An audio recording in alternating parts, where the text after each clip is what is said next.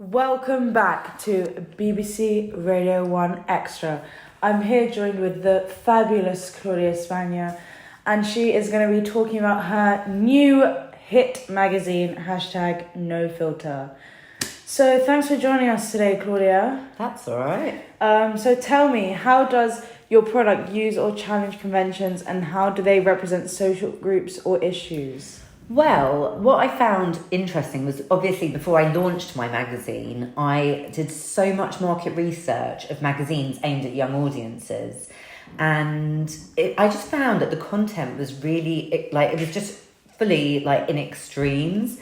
Everything was in binary opposition. So some magazines would patronise their audiences and assume that they were only interested in clothing, social media and their appearance. But then at the other end of the spectrum, you had something like Teen Vogue, which started off, as a kind of conventional teen magazine, but has evolved into targeting a young audience of what they believe to be activists. And they used very plain colours. They avoid any kind of stereotypical layouts of magazines or cover lines. And I don't know, I felt it wasn't particularly engaging. So I thought there was a gap in the market. So what did you decide to do? Well, I wanted my magazine to come somewhere between these two approaches.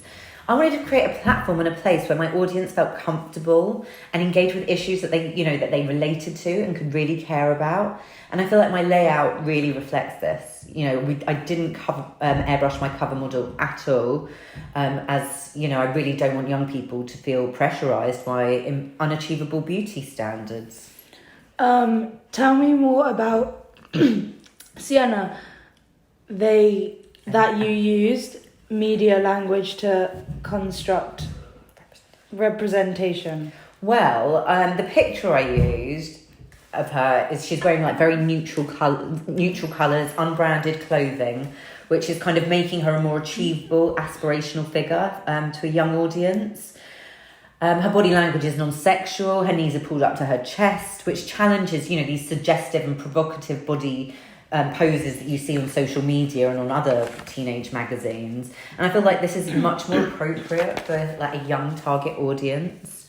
What about issues? Well, so for Sienna, the anchorage text on the cover line reveals the pressure that she feels as the sister of a massive YouTuber and pop star. And I was actually lucky enough for this to be her reality. Her sister is a massive YouTuber and pop star. So the article is going to explore social media rage and cancel culture, which is so incredibly important for my audience. As I feel that, probably more so for the younger people, they believe that social media fame is authentic, and so many young people today aspire to be influencers that I want to kind of show the dark side of being visible and hopefully create some awareness for young people about their digital footprint and revealing too much of themselves on social media.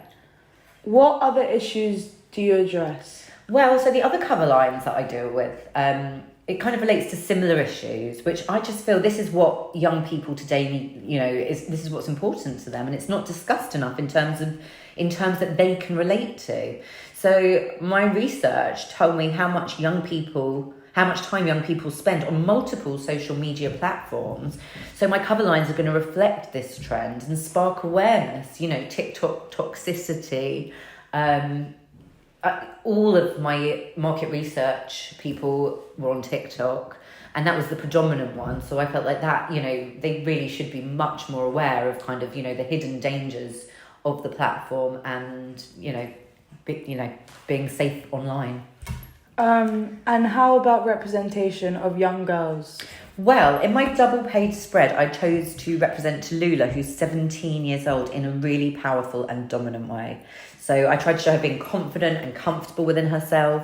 Her body language and facial expression clearly represent this. And I thought this was a really positive and encouraging representation.